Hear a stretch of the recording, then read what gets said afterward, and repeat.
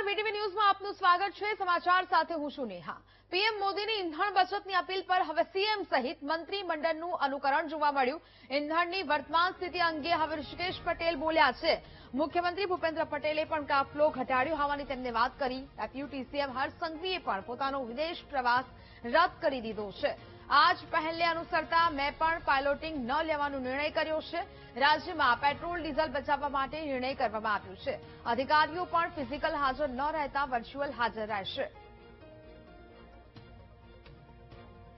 આદરણીય મુખ્યમંત્રી ભૂપેન્દ્રભાઈ પટેલ સાહેબે પણ બે જ ગાડીના કોન્વોય સાથે મુસાફરી કરવાનું નક્કી કર્યું છે અને ઓછામાં ઓછી હવાઈ યાત્રા થાય એના માટે અમારા નાયબ મુખ્યમંત્રી હર્ષભાઈએ પણ અમેરિકાની જે એમની વિઝિટ હતી એને પણ રદ કરી છે। એટલે સમગ્ર મંત્રીમંડળે પણ નક્કી કર્યું છે અને આદરણીય મુખ્યમંત્રી શ્રી ભૂપેન્દ્રભાઈ પટેલ સાહેબ જે પહેલ કરતા હોય એને તમામ મંત્રીઓ અનુસરતા પણ હોઈએ।